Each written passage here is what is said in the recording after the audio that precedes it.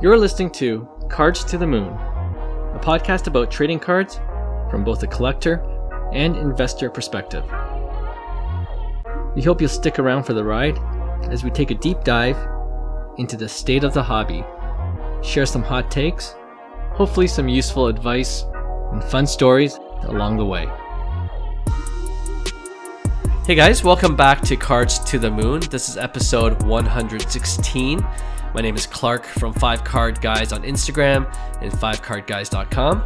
With me co-hosting, as usual, is John, whose handle on Instagram is TradeYouAtRecess. And once again, filling in for Hyung, who's away this week on business, is our good friend Will. Welcome back, Will. Hello. Glad to be back. Always glad to have you as part of our show. All right, let's get right into it. Off the top, we talked about this last week, but there's been a couple of updates about the 2023 Topps Series 1 baseball release. Blowout Cards has issued a bounty of $250,000 US for the first collector to complete the set of 330 golden mirror image variation cards found in this year's Topps Series 1. So for those who didn't hear, what's new this year is that each card in the set has a short printed golden mirror image variation card.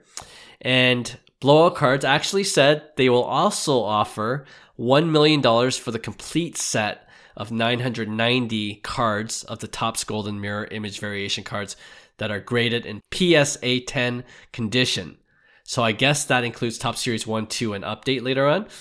Anyway, what do you guys think about all of this? And I don't know if you heard this already, but first time hearing it. It's a little crazy. That's wild. Who's Blowout Cards again? Aren't they part of the forum that it's a card shop? I'm pretty sure they're a retailer. Yeah, they're a retailer, right? Retailer? Right. And then I guess they created that forum. That's I think wild. So. But yeah. 250K, yeah. Right. For the complete set. I mean, did you see I guess there are breakers in Minnesota that are just breaking cases after case. Like there's a picture of them out there on Twitter. Did you see that? Yeah. I guess they're going just for like it. Piles and piles of wrappers.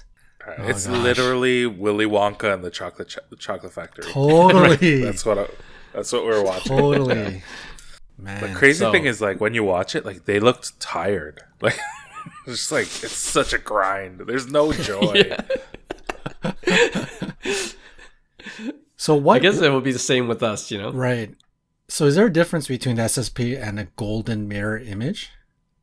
What is a golden mirror image? I think they're the same. So the SSP is golden mirror image. Yeah. Right. Yeah. Okay. So will that Jays card you got, that's a golden mirror image card. Oh yeah, you wanna share that? You opened the Topps Series 1 already. Yeah, so I was like, you know me, I love ripping. I don't love ripping as much as Hyung loves ripping. Or maybe I just don't have as much disposable income as Hyung does to rip.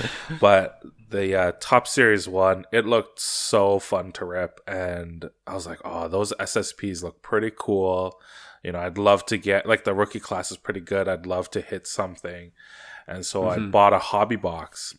And I ripped it open. And usually my luck with hobby boxes is pretty brutal. But I got a... what's the subset? I think it's like 1988. No, 1983. Yeah. It's like whatever the subset is. I got Jonathan Aranda as a Tampa Bay player. I don't know who he is, and I even Googled him, and nobody really knows who he is. But I got a orange, like out of 25 or something auto. So I never hit autos. Nice. That's sweet. But then the really cool thing. Yeah, the really cool thing is I hit a Blue Jays SSP, like the golden mirror variation, and it's Bo and Vladdy jumping in the air. And I just, like, when I saw it, I was like, oh, like, I don't even know how much it's worth, but it's so sweet to have that card. So that's gonna be in the PC forever. Yeah. Yeah, that's so sentimental. Hit. Yeah, exactly. Yeah. Being from Toronto. It looks really nice. And then I sent you guys the picture, and what's really cool is the SSPs, they say SSP on the back. The Topps logo on the front has like a gold foil on it. So it's like very noticeable that it is that it is a That's SSP. cool. Gotcha. Yeah, everyone's saying that's like such a great improvement to like from past sets, right? 100%. Like because before you had to look at the small print code Yeah. at the very bottom. Yeah. Yeah, so frustrating. It was brutal. Like I'm getting old, so like I actually have reading glasses now. Oh, no. So I had to put that on. No. And then I had to put that on, and I still couldn't see it well because it's so small. And then you know what I do is like I get my phone and I have to like use the zoom feature on my camera to look at it. No way. So I'm like, Oh, have my no. phone. I'm just going through my stack just to see if any of them are short printed, and yeah. So this is way better, way better. You But know, in there's, recent years, at least they flip it backwards, no? So you at least know it's a hit. I think, no?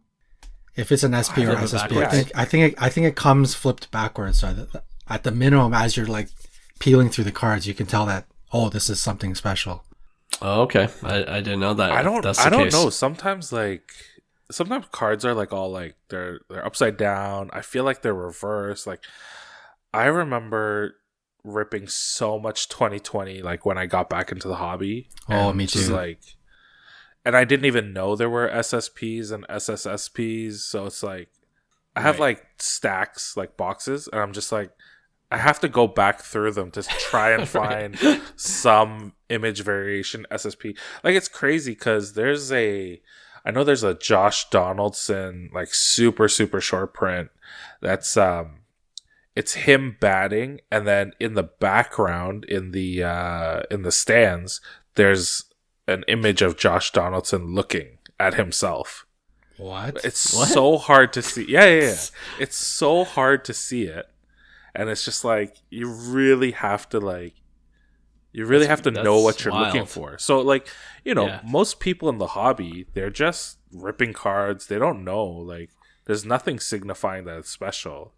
Right. So you could have just like that card could just be gone. Like it's just it's in Oh, for someone's sure. box.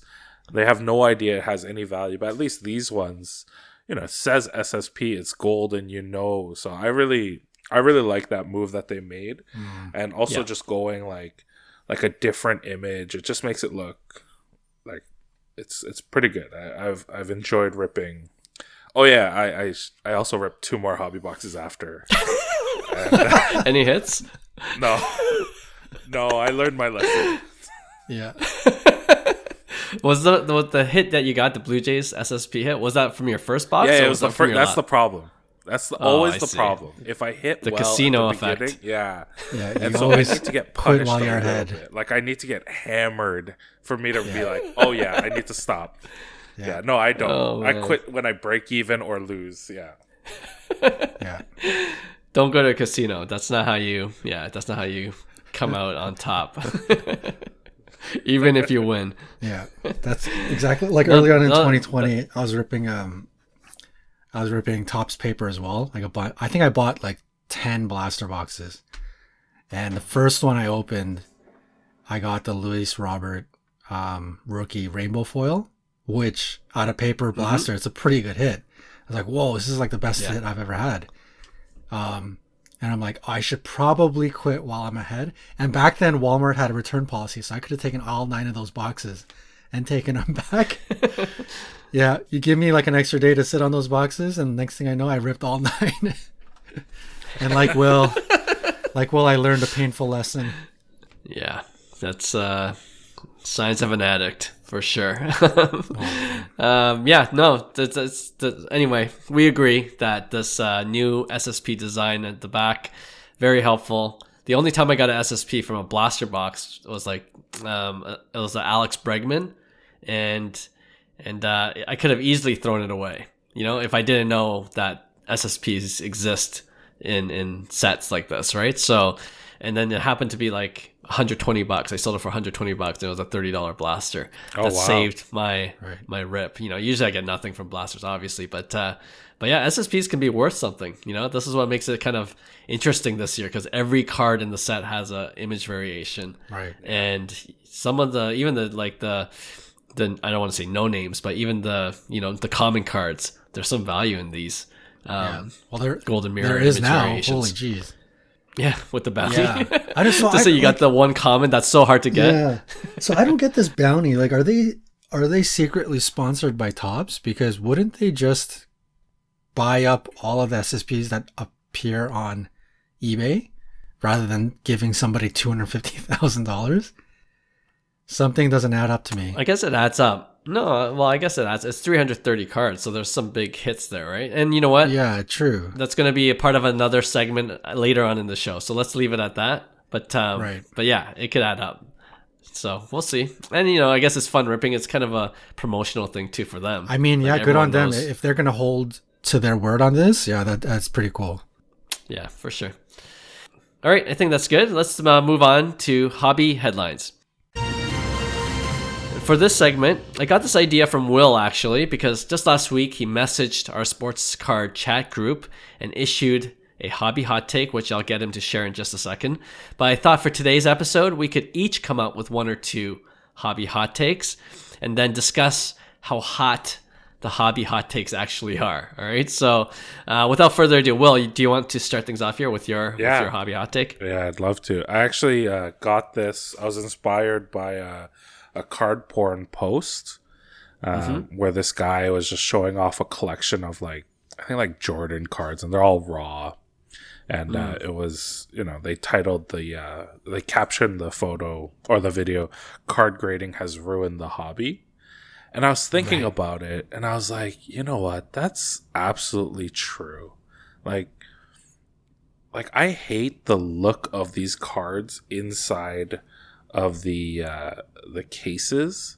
Like, you can't, sometimes there's a glare. You don't really get a good sense of the shine on the cards. There's just so many things that's wrong with it. And then when I really think about it, it's like advertising on the ice rink. It's like advertising on the floorboards at on a basketball court. It's like advertising on the walls of the outfield fences. Why am I what I want to look at is the card. Why do I have to look at this giant plastic slab with this grading company's name on it? And Hyung not being here, he can't rail against PSA and how they always screw him. But it's how do I even trust the grade? And then it's people are fighting over BGS 9.5 versus PSA 10 versus SGC 10, and it's just it makes no sense. So you want to get rid of them all? Yeah, so I'm just I'm just out on card grading. I mean, I'm obviously gonna do it. I'm about to submit 30 cards to PSA, but I'm not happy about it. That's the thing. It's that's why I think it's ruined the hobby, because it's become so essential, either because of hobby logic or because we've all agreed that this is something that has to happen and has to exist. And so I'm just we're idiots. We're yeah. I have some raw, I was at the last show that we were at, I picked up a raw Jonas Valanciunas National Treasures RPA. And that was just in a penny sleeve and top loader, and I took it out because the penny sleeve was super dirty. And I was just actually touching the card. I was like, "Oh, this is so nice!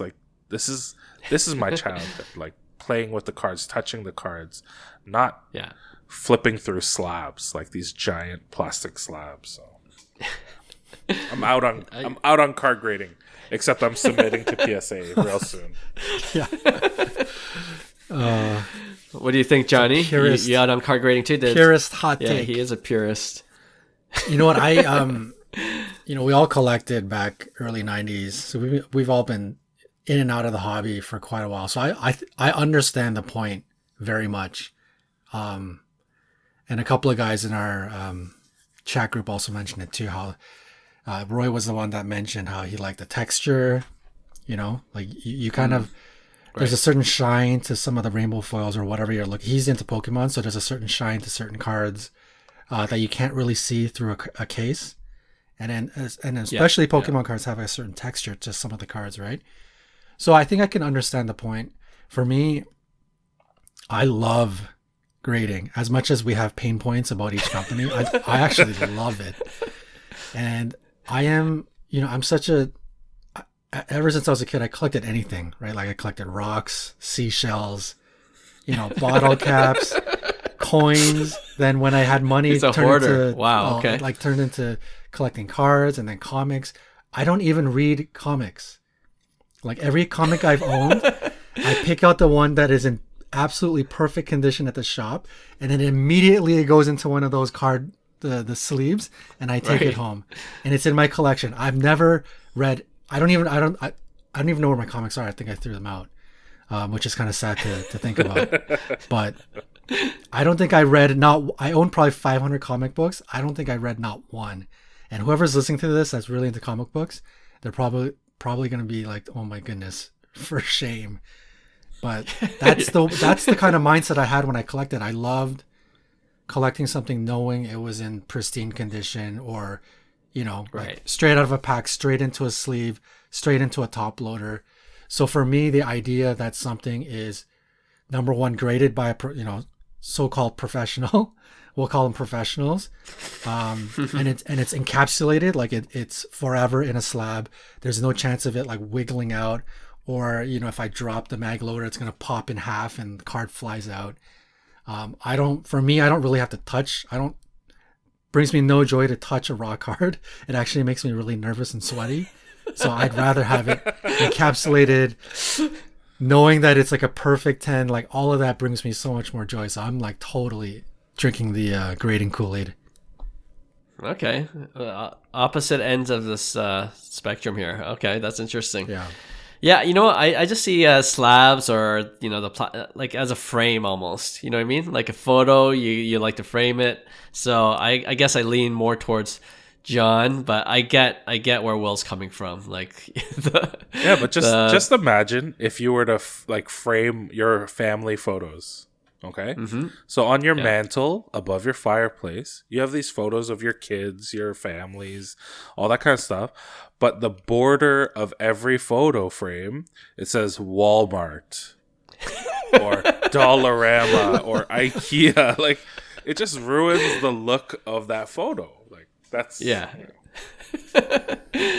that's point taken. Point taken. Can we go back to this collecting rocks thing that John said? I am so curious. I have so many questions. Yeah, what kind of rocks do you look for? I was probably what's a PSA 10 rock? Yeah, I was probably 4 to 10 years old at the most. Okay. I remember. All right. Especially when I was really young. I was collecting, trying to find some cool rocks on the beach. And the first time I was collecting, I found this sort of like jade looking green one that was nice and round and looked kind of shiny. It was all pretty translucent. And I like ran to my mom. I was so happy. I thought I found like a rare gem. Mom, look at this amazing rock I found. And she's like, drop that right now. It's a piece of glass. I was like, oh shoot.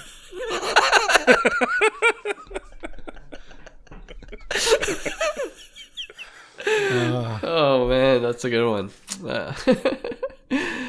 All right. Conversation kind of got derailed a little bit, but I expect that when I have John and Will on the same podcast. Yeah. All right. Okay, I got a hobby hot take. All right, I got a couple, but I'll just say one right now. My first one, the National, which is coming up in July, right? In Chicago this year. Right. The National Collectors Convention, which is, i.e., the biggest sports card show in the world currently, will be reduced to half the attendance within 5 years. That's my hobby hot take. And why, you might ask? One word: fanatics.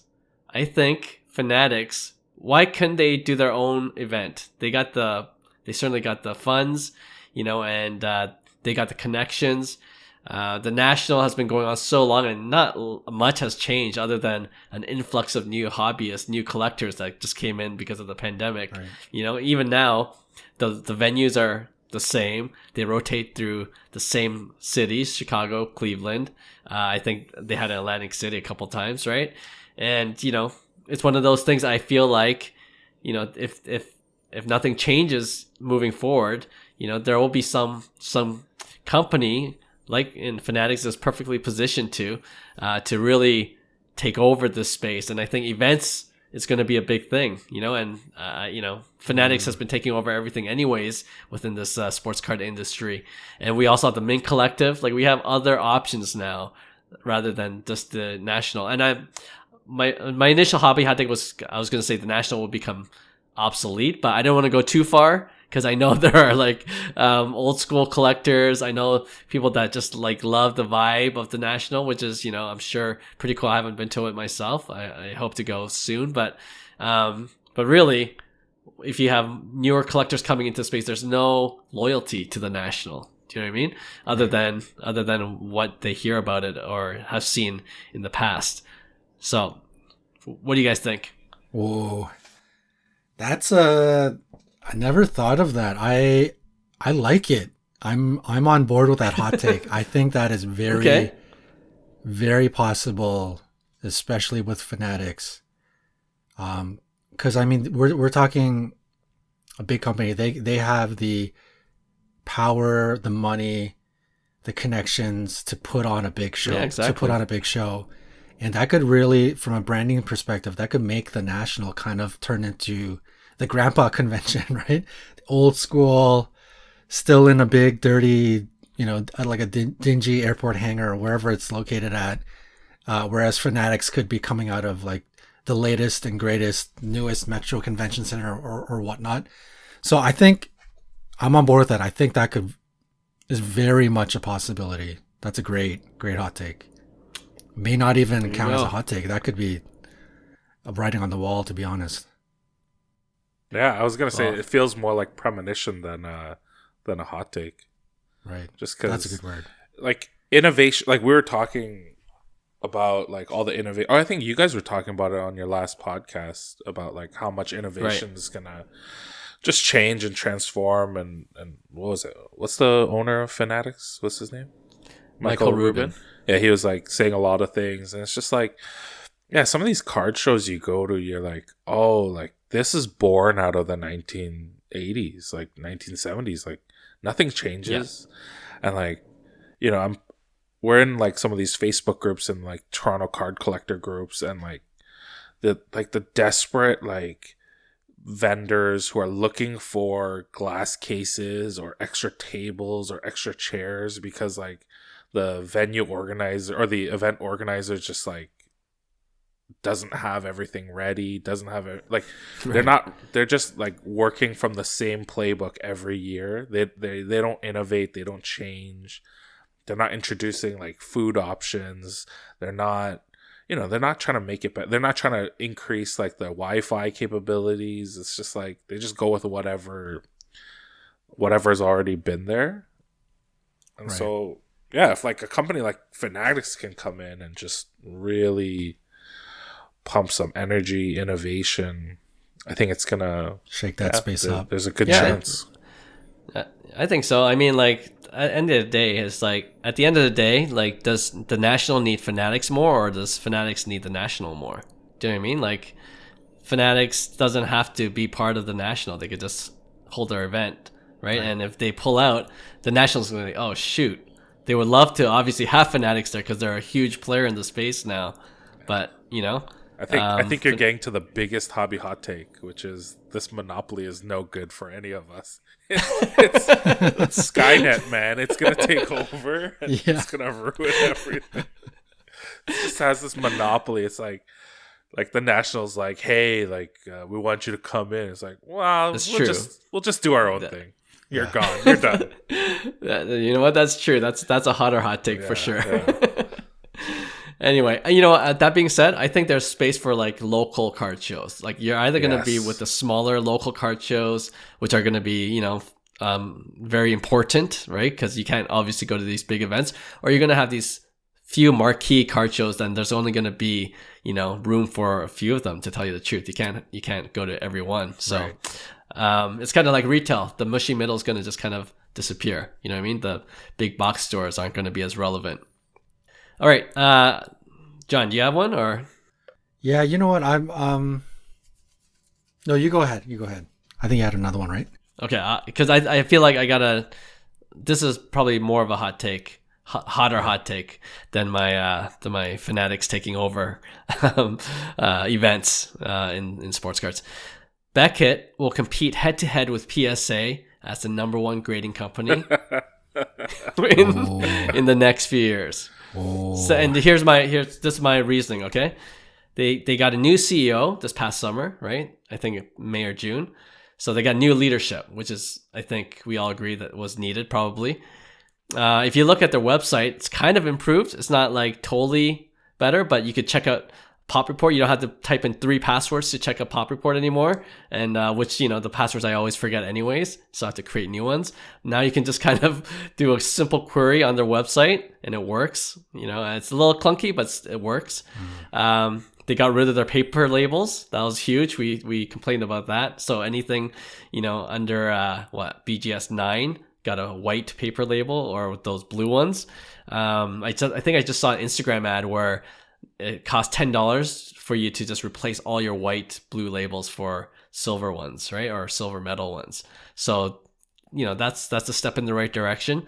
And more importantly, I think the brand of Beckett is still powerful. Like they've certainly taken a hit during the pandemic, but they still have it. Like people know who Beckett is, people know the brand. And I think with the right leadership in place, with some smart decisions, a little bit of rebranding a bit, I think they can certainly a lot of things have to break right to compete with the likes of PSA in a shorter timeline, but give it a few more years. I think Beckett could resurrect themselves.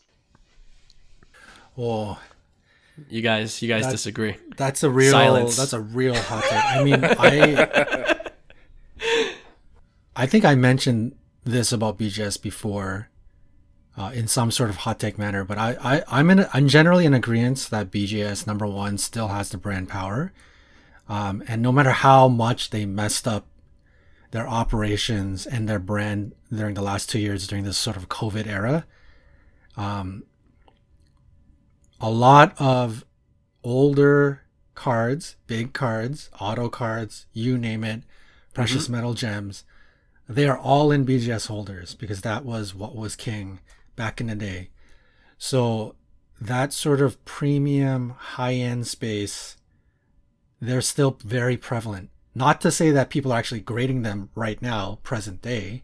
Right. So you may not see a lot of modern cards in BGS slabs, but it's still at the forefront of like big, heavyweight collectors and big cards that you see featured on IG and whatnot. You're always, a lot of times you're seeing BGS slabs. So they are lucky, and I mentioned this before, they are lucky that they still have that. Otherwise, I think they would have been completely ruined.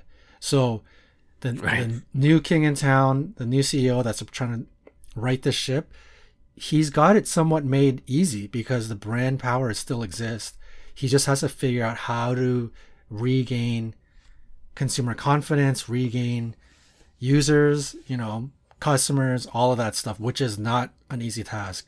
So, I don't think, as much as I say that stuff, I'm not sure how much I believe it. It is a hot take for sure. But I can see that it is possible. It's going to take some, I don't even know what it's going to take. Honestly, I think the slab has to change. I think a lot of stuff has to change, and they got to hit some real big home runs with like the labels, the slab. I think a lot of things have to change, and they got to hit home runs with all of it. So a lot has to go right. So I'm going to give it a very small chance, but it's there. But yeah, because it's such a small chance, I'm going to say no, but yeah, there's a chance. That's fine. I'm going to look like a genius in 5 years. That's fine. I like BGS slabs the least out of the quote unquote big 3. I'm okay. I'll live with PSA slabs just because that's the default. I personally like SGC slabs, the look of it, just because I like minimalism. So I don't want too much flashy, and I just like the tuxedo. It just looks clean. Yeah. But I kind of want your hot take to be true, because it kind of reinforces this idea that across the major graders, it shouldn't matter. Like, it shouldn't matter. Like, as much as the prices are showing. Yeah, like the pricing just does not make sense. I don't want to go back to like my whole gripe earlier, but it just doesn't make sense at all that there could be such a disparity between these three graders. Like, if it's, I don't even want to like besmirch the other ones, like the smaller ones. Like, I get it. If you're a smaller grading company, yeah, you don't deserve to be at the price point as these three. But these three, like, it makes no sense. Like, it's hobby logic for sure. Yeah. It's one of those hobby logic things. So I hope it happens. I don't think for a second it's gonna happen, but I hope it happens. All right, we'll see. Will, you had another one. We were talking off air. You want to share yours? I think this one's not like, it's not a great hot take. It's just, I think thick cards are stupid. Like, it makes my life so much more annoying because, you know, I picked up this National Treasures RPA of Jonas Valanciunas. It was raw, and like it was in this dirty penny sleeve and a dirty top loader. Or no, what are those things called? Mag loaders. Right. Like, it was all cracked, and so I had to get a new one. And I'm like, man, I have to buy a whole pack of these oversized penny sleeves and a whole pack of these oversized top loaders or like a mag loader. And it's like, usually they're in like packs of 25. And so what am I going to do with the other 24 sleeves? And it's just like, it's so annoying. And then like, you have to figure out which thickness you need because not all the thicknesses of the card are the same. It's the same, like, right? Yeah. And then like when I see like breaks of like some of the higher end products, and it's just like, it looks like a brick. Like when I see some of these cards, I'm like, that's not a card. That's stopped being a card a long time ago. That thing is a yoga block. Like, it doesn't make sense. So I'm out on thick cards. Will's out on thick cards and slabs. Also, so because we learned that today. Because I mainly rip like just like flagship, like Series 1, Series 2, like Bowman Chrome, like all those stuff. If I see a thick card, it's a stupid manufactured relic, and I don't want that. So it's just like, I just want to throw it away. So I'm out on thick cards. Hey, you know what? I'm with you. Like, did you ever see like the one that has cleats as a relic? Yeah. That is super thick. Like, that's a block. Yeah, for sure. Doesn't make sense. Like, but I when I got back into the hobby, one of the things I bought on eBay, one of the early things, because I just want to get some PC items. I got a double bat relic of Jose Bautista and Edwin Encarnacion. Right? Oh, that sounds cool.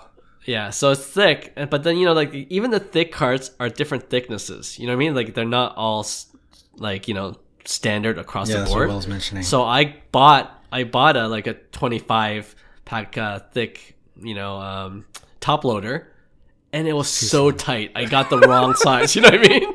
So I got 25 of one. That doesn't even fit well, and I'm pretty sure I damaged the corner because I was just trying to squeeze the crap out of that card. Good thing it's just a PC, but so annoying. You know what I mean? And then you have to get like the sleeves the right size. Like, I didn't know that. For some reason I thought like, oh, all sleeves will fit, until like the sleeves completely ripped along the side when I was trying to put it in, and so I feel the pain. Will I feel all right. We're out on them. We're out on the thick. Have you even seen how the cleats come? It's ridiculous. Like, what's the thickest card? It's like 130 point, or just like the website, right? The cleats are like 600 point. It's basically like this legitimate brick with that stuff is so gimmicky. Yeah, I think other than a patch, I'm not into. I don't know. Like, I guess bat is kind of cool, but pieces of a bat, like a button, cleat, that's all like.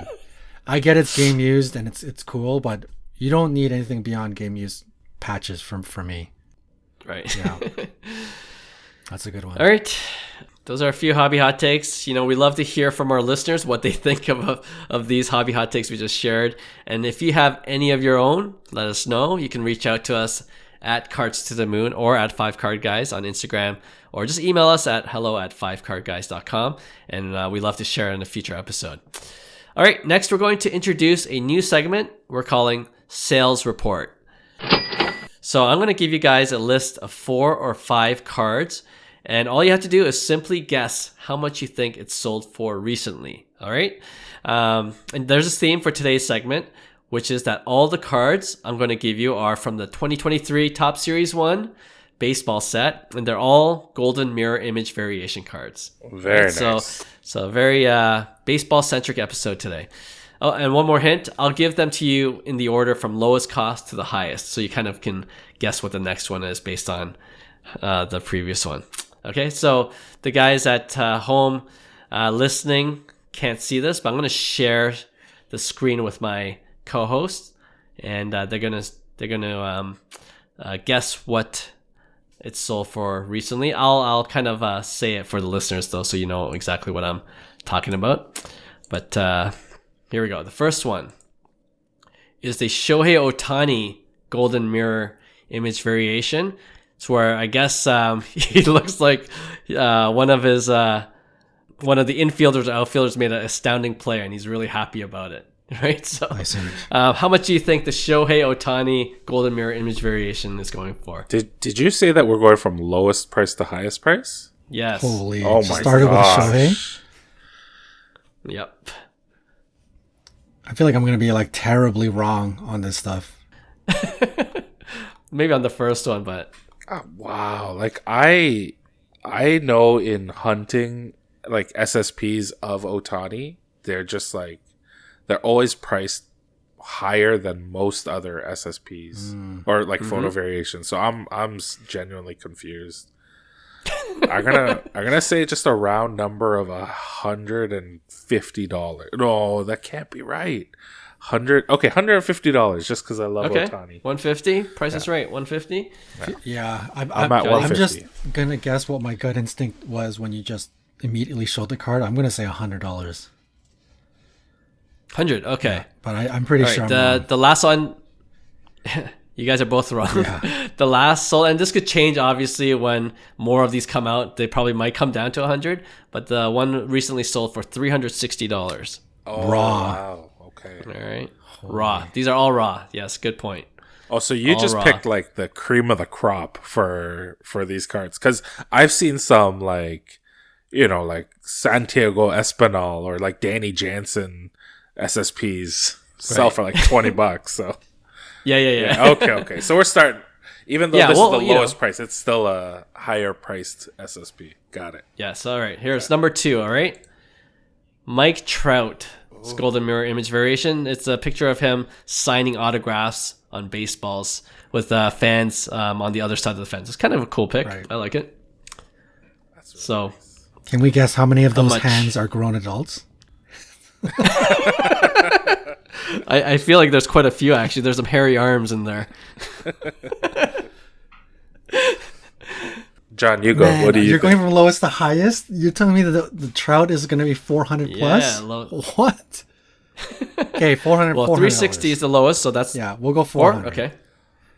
Never would have well, guessed I 400, mean, like- but But also, like, this is because it's just on release, right? So people go crazier yes, for exactly. SSPs. yes. So that's a good caveat. Yeah, I mean, 425. 425. Okay. The correct answer, Johnny, $8,000. $400. So right on the money. Insane. Okay, here we go. Next one. Ready? Gunnar Henderson, Ooh. Rookie of the Year, AL Rookie of the Year favorite. He's giving high fives to his teammates. I guess he just hit a home run probably Right. with a golden chain around his neck. Ooh, do you that's a think? good image. Look at that RC logo just in the top corner. I like this. Yeah, and it's horizontal too. Horizontal. I like horizontal. Maybe that should have been my hobby. Gunnar hot Henderson. Whoa, that is Actually, a that very is a good hot one. take.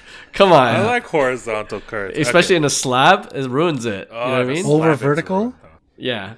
No, I just Because- I like that sometimes there's a break from just horizontal vertical cards. Yeah. Sure.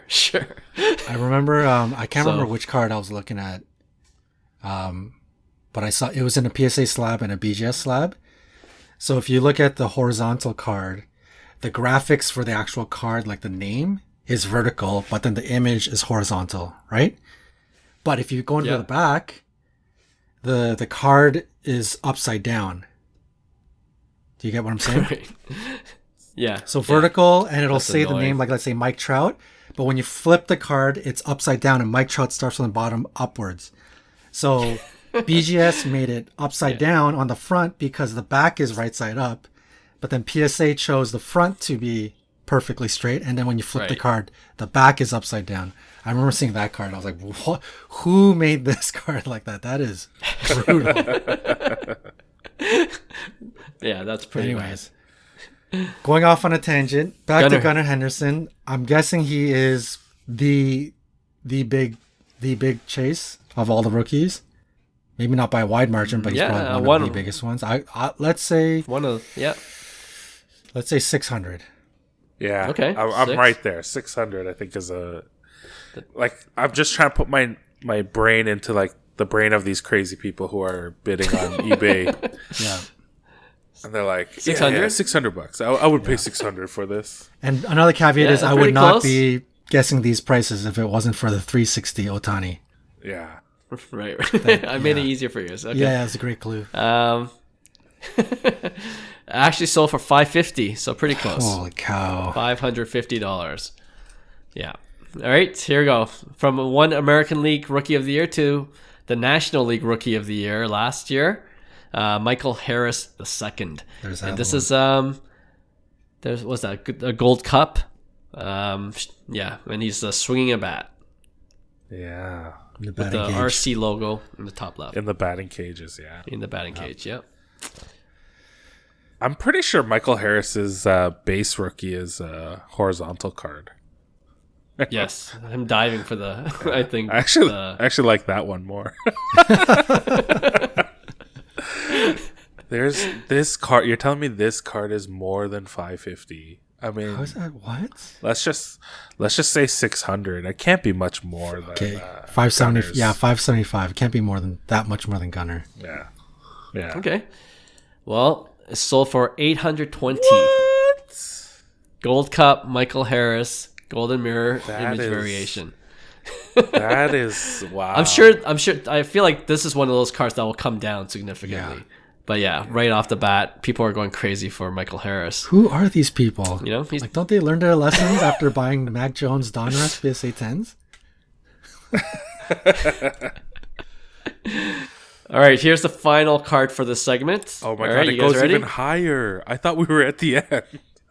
This is the highest for this segment. I don't know if there's anyone higher, but it is a Gold Cup card as well. Horizontal. Oh, Nice. Here we go. You Is guys- it J-Rod? you guys have any I'm guesses? guessing J-Rod. Man.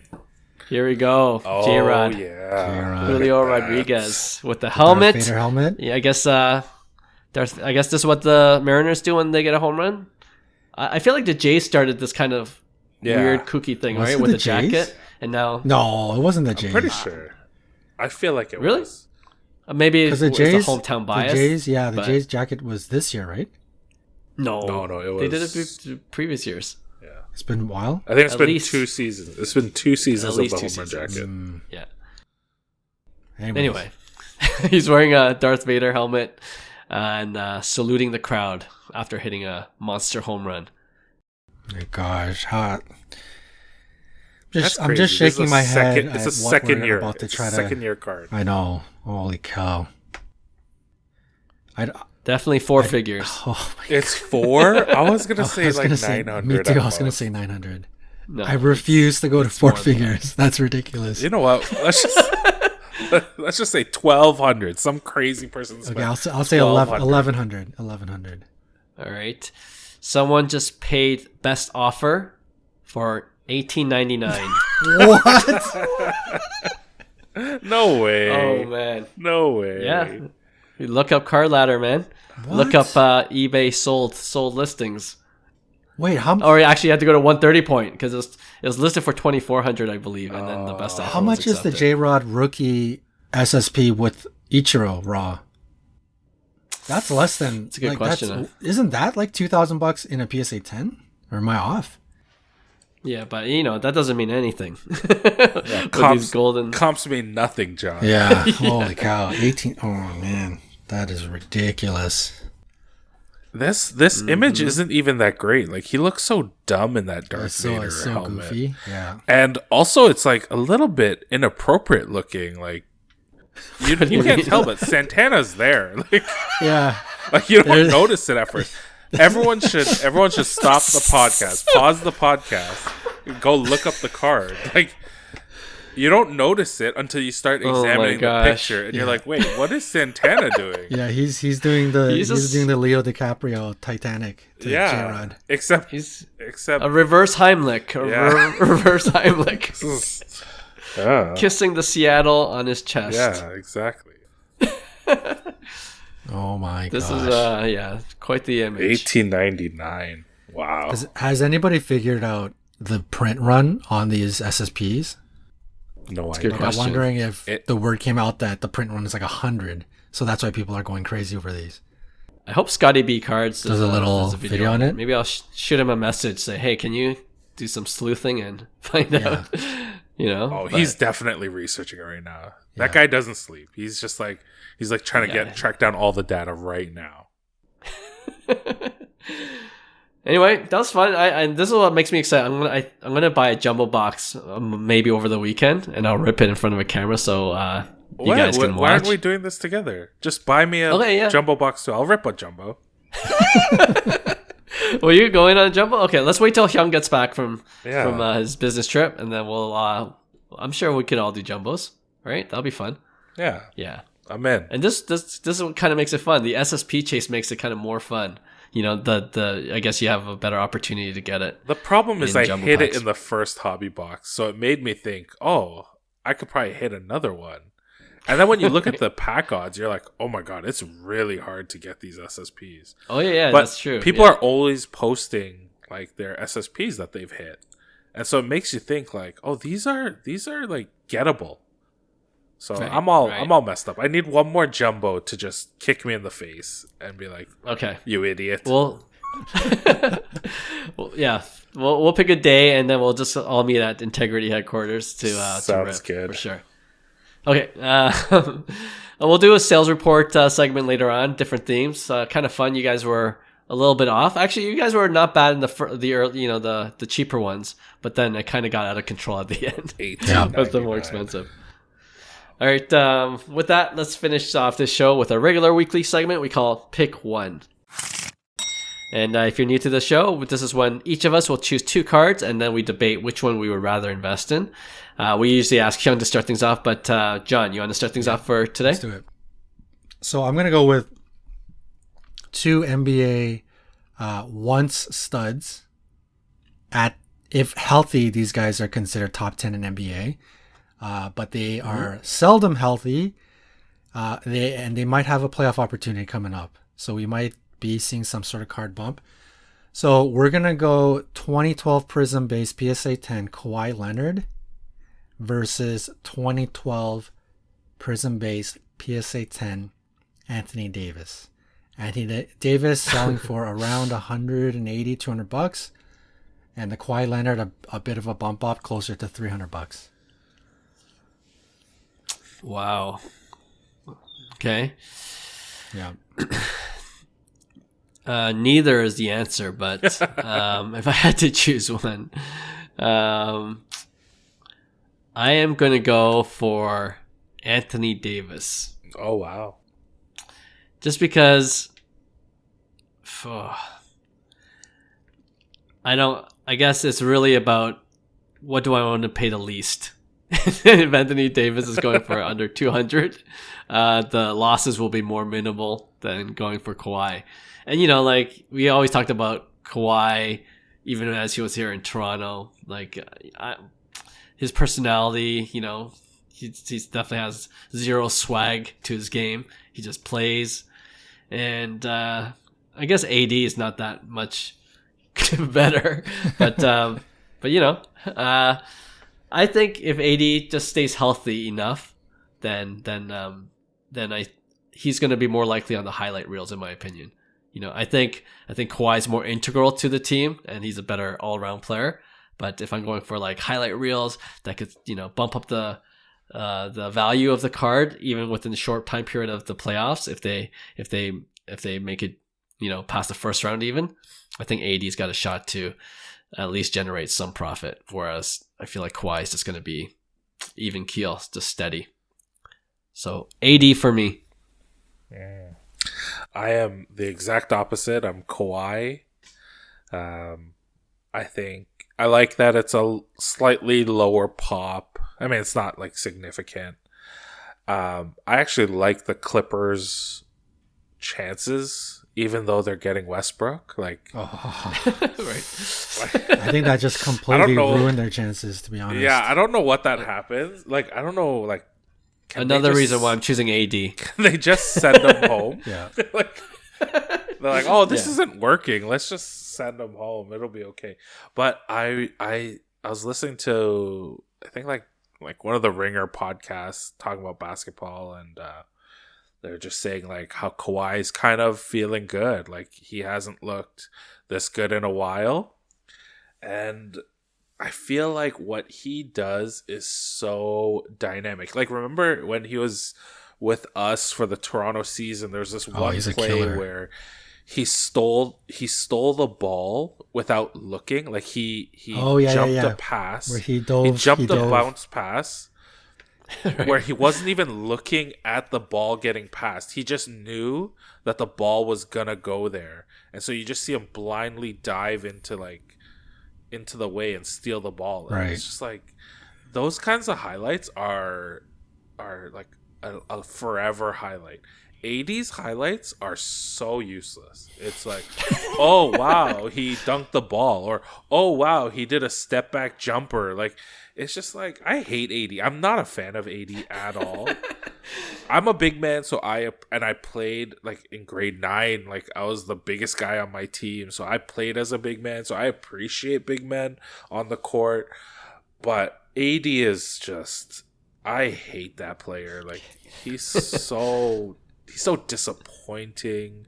His injuries are so dumb all the time. And like he looked like such a suck when LeBron got that scoring, like when he beat Kareem's scoring total, and like he's like sulking on the bench, and like every time I see AD, I'm never impressed. So I'm going Kawhi, because even if short term I can't make money on it, long term I think Kawhi has a chance to win 3 championships with 3 different cities. That means there's more fans who are interested in his card. Oh yeah, that's a good point. Yeah. Also, AD sucks. Listen, that Kawhi, I guess highlight. Only Raptors fans will know that. You know what I mean? Come on. Right, yeah. I think Will's Raptor bias is getting in the way there. Yeah. The funny thing is, I hate Kawhi because of what happened to DeMar DeRozan, who is who's the hero of my life. So, Johnny, you gotta break the tie. I was. I'm now rethinking after all of the points that Will made, because I'm not really an AD fan either. So, like, Kawhi is injured, but I think he is the one that came up with injury management, right? Like, what was the buzzword that was going around? Load management. Thank you. Yeah. So everyone expects Kawhi. This is kind of who he's become. He is a quasi shell of his former self, but the 55 games you get out of him, he's still going to be as elite as he ever was. AD, on the other hand, is, I think, how Will shares his sentiments about AD is how everybody feels about AD. Like, his is not like Kawhi. It's more like a super annoyance. So like, oh, here we go again. Like, he's made out of cotton candy. Like, he just can't stay, you know. So there's like sort of like a negative, you know, like a label to the way that AD gets injured. And that's why, obviously, to me, why his card prices are a lot lower than Kawhi's. I wanted to pick not pick Kawhi because I know I have a bias. I think if I was legitimately picking these two cards to buy, I'm going to pick Kawhi because of that bias.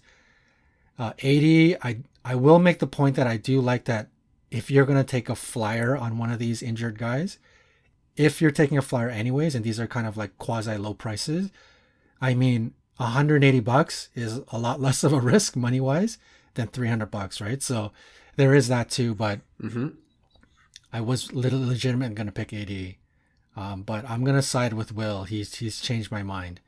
Oh, yeah. Wow. I think 80's injury thing is just going to be too much of a deterrent for people to like him. Not any fault to him, but I think that really goes against his likability, which really is unfortunate. And Kawhi, I don't really think he's got a shot because Westbrook's on that team. But, there's still a percentage. There is a percentage, and if he happens to win 3 championships with 3 different teams, I think his card prices could spike quite considerably versus if 81, I think if 81, it would be all on LeBron. I think 80 would get none of that love. So of the small chances of either one really being like a volatile bump, I'm going to side with Kawhi. All right. Will's pure hatred for AD swayed Johnny's vote. Swayed me, and then it's also biased. It's also because AD's attached to LeBron, and we all know how John feels about. There. That's true. There is some of that. There's the real reason. There it lie. is. There it is. Yeah. All right, good one. Will, do you want to go next? Yeah. Okay, so mine is baseball centered. Obviously, this episode's been a little bit more baseball centered, just because it's my favorite sport to collect. 2 MVPs from the same team. We have the 2011 Topps Update Mike Trout in BGS 10 grade. It's a pop of 228 versus the 2018 Topps Chrome Sapphire of Shohei Ohtani in a PSA 10, pop 105. They both have a recent sale of $2,300 US. Which one do you pick? Yep. I am going with the card that I once owned. And it's the Shohei Ohtani Topps Chrome Sapphire. For me, it's really simple. It's really easy. I think the Mike Trout, and we mentioned this before, I personally believe there's a little bit more to come down on the Mike Trout update.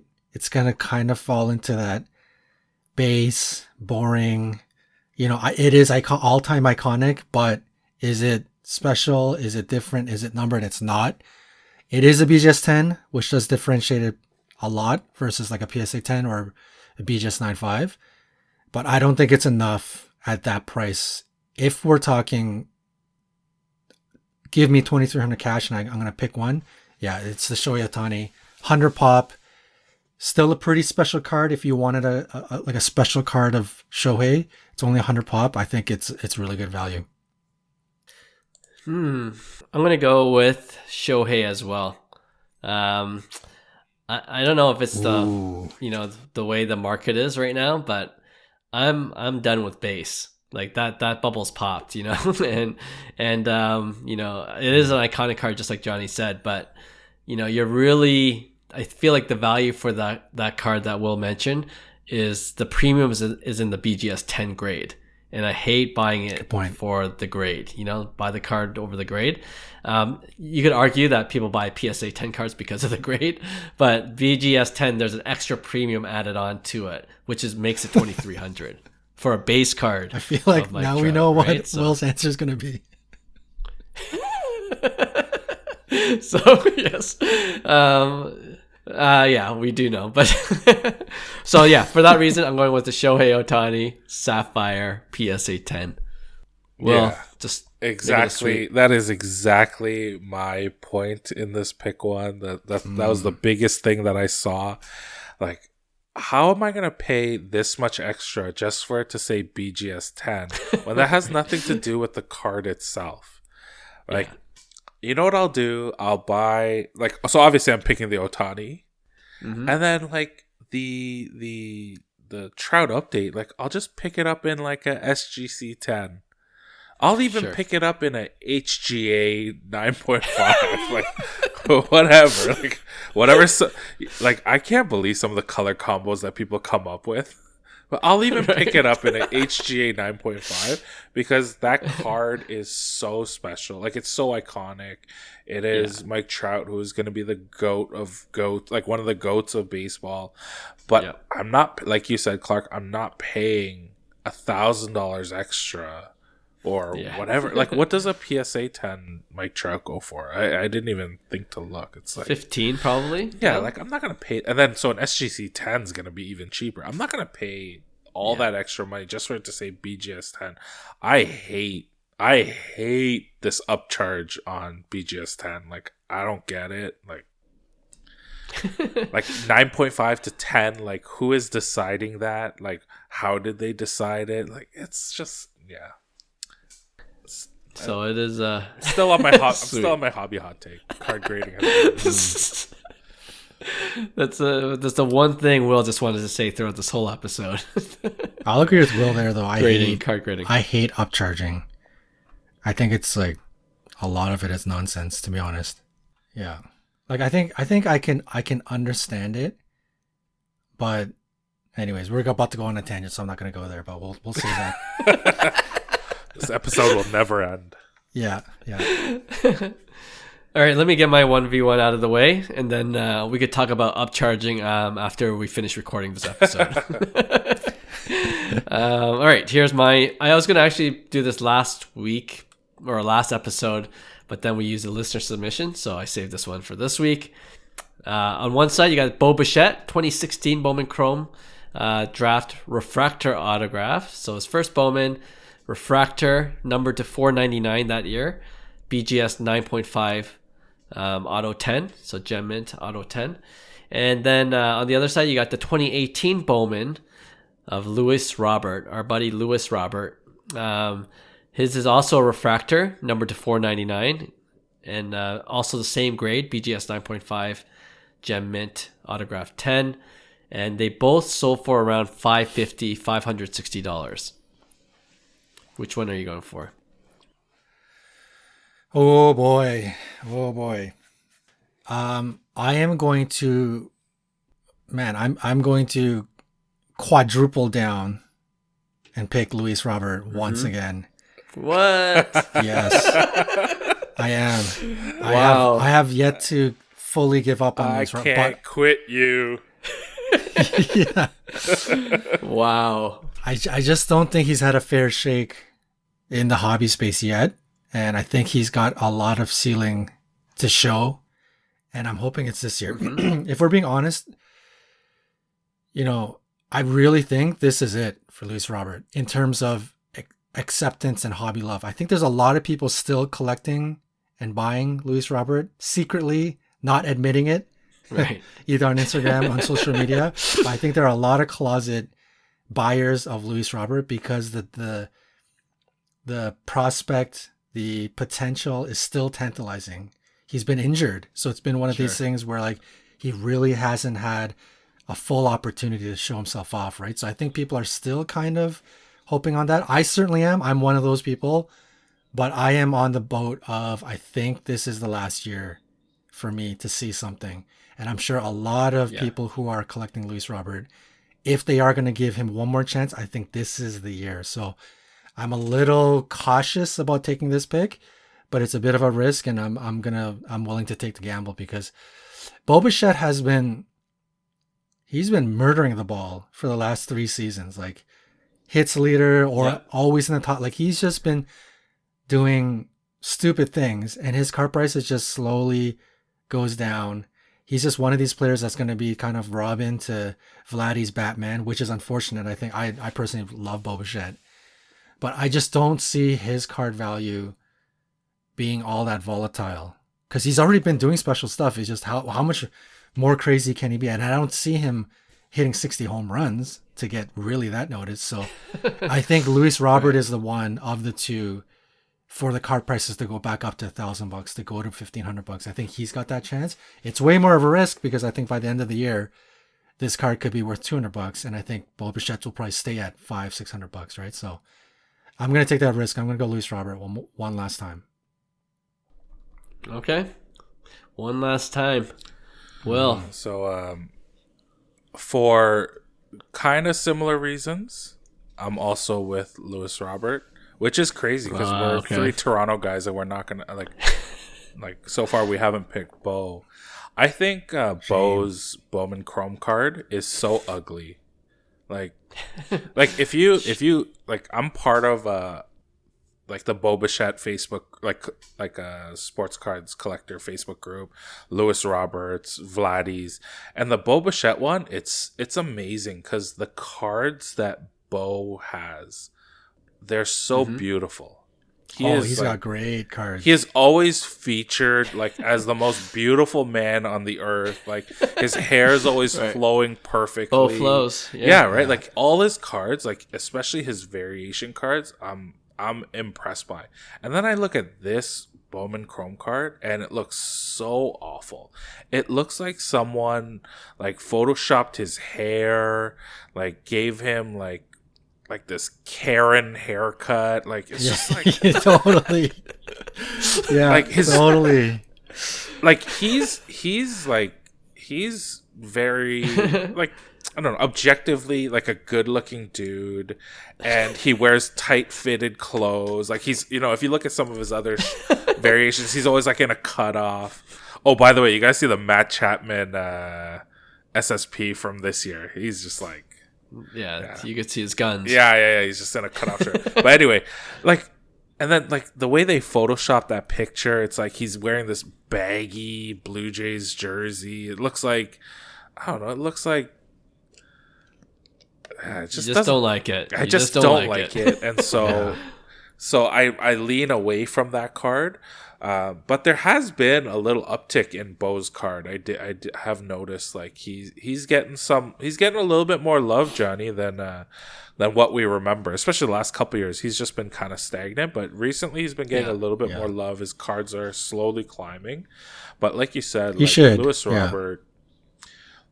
Robert, that card should be worth more. Like there's a chance that card will just jump, because everyone's waiting and hoping for a good season. So I'm with you. I'm going to put my money into that Luis Robert, even though it's the bigger risk, because there's a bigger payoff there. And there's so many other Bo Bichette cards I would much rather have. So you guys are gamblers. Wow, okay. Okay, I respect it. Well, yeah, I'm surprised too. We got the Blue Jays fans here, and we're not going for the hometown bias, right? But you know what? I am going to go and choose Bo Bichette. I think this year he's going to come out of the shadow a little bit of Vladdy. You know, by the way, I love Vladdy's. Like, if he could get his cards on the cheap, I think this year you can really. Vladdy's looking good. He slimmed down a little bit. Like, love it. Are we back on Slim Vladdy again? and then like these fences that they've built for the Sky, or what are we calling it now? Rogers Center. Yeah. Forever Skydome. Like it's just like it's gonna be his ballpark to just mash. Made it for him. Yeah. Yeah. So anyway, but I think, you know what, that's also going to benefit Bo, right? So I think he's going to have more power than Luis Robert this year, actually. Mm-hmm. And, you know, I agree with what you guys said, though. Like, if you're going for Luis, you're swinging for the fences. You could see he has a higher ceiling in terms of hobby value than Bo Bichette does. Like, I absolutely agree. The volatility is there for Luis Robert, more so than Bo Bichette. But I like Bo's floor. And I like that. I think he's going to take the next step. You know, I think skill-wise, he could take the next step. I was just looking at some composite projections, and you know, maybe everyone's a little bit scared off by Luis Robert's injury, so they're projecting him to hit just over 20 homers. You know, he could easily probably double that if he wanted to, if he was completely healthy. But you know, you got to be cautious, I guess. With 15, 16 stolen bases, compared to Bo Bichette, same number of stolen bases. Very similar in average, but projected to hit 26, 27 homers. And he could probably hit it over 30 if he got a few lucky breaks. Yeah. So and you know what? I've also noticed the same thing. Will, like I'm trying to get back into Bo Bichette. You know, I actually sold you were there, Will, right? When I traded my Bo Bichette and my Luis Robert. So I had both these cards for my Aaron Judge, who happened to hit 60 plus home runs. So that worked out for me. But I'm trying to get back into Bo Bichette more so than I'm trying to get back into Luis Robert, because I just think it's obviously less risk. And the tiebreaker for me, I guess, is because I'm a Blue Jays fan too. So I'm trying to get actually like a color refractor of Bo Bichette's first Bowman. And you know, one more thing I'll agree with you guys on, or Will specifically, the Bowman Chrome image is awful. It is awful. I agree too. It's Fernando Tatis. It's right up there with Bobby Witt Jr. and Juan Soto Bowman, bobblehead. T-ball Soto. Juan Soto. Yeah. And Fernando Tatis. Tatis. Bowman Chrome first autos, they have a history of having just horrible images, but guess what? It doesn't matter because it's their first Bowman Chrome autograph. It'll always have value, right? So that's why I love this card, because it'll always have a good value over the long run if they play well. So I guess I'm going to be the homer in this case. I'm going to go for Bo Bichette. Yeah. Good choice. I mean, I'm definitely investing more money into Bo this year than I am Luis Robert. So, but I'm looking more for some of his other stuff, like the Topps Chrome stuff, like color variations. Yeah. So I'm definitely looking at those, because also like the short field, it makes a difference for Bo as well, because he's got a lot of pop and he hits a lot oppo. Absolutely. And that right field fence is coming in. And, is that too, really? Yeah, I believe so. And then, like, he's the hits leader for the last 2 years. Yeah. And they just banned the shift. And he sprays. He's an inside-out swing. So he's I think he's going to have such a great season. But that's also the homer and me coming out. Like, I fully think we're winning the World Series this year. So. Hey, are the odds makers like the Jays, so it's like a 30-year anniversary from our last championship. So. Perfect timing. It's destiny. Yeah. Go Jays, go. All right. Will, first off, thanks again for joining us, and talking all this baseball talk. We got to go to a Jays game and maybe rip a few packs, and maybe that'll be a new tradition for us. I think we should start that. Hey, if Fanatic starts putting those card packs into the stadiums, I'm down. Oh, yeah, there you go. So thanks, Will, for joining us, and thank you for all our listeners for coming on, for listening to the show. We have our shows every Tuesday and every other Friday, a shorter episode on every other Friday. So, and if you enjoyed this episode, we appreciate you giving us 5 stars. And we'll see you guys again soon. Bye. Hey, thanks for listening to Cards to the Moon. We'd really appreciate you subscribing to our podcast wherever you listen to your podcasts. And you can also connect with each of us on Instagram at 5cardguys, or you can follow Hyung at Integrity Sports Cards, or John at TradeU at Recess. You can also check us out at 5cardguys.com. Thanks again, and hope to connect soon.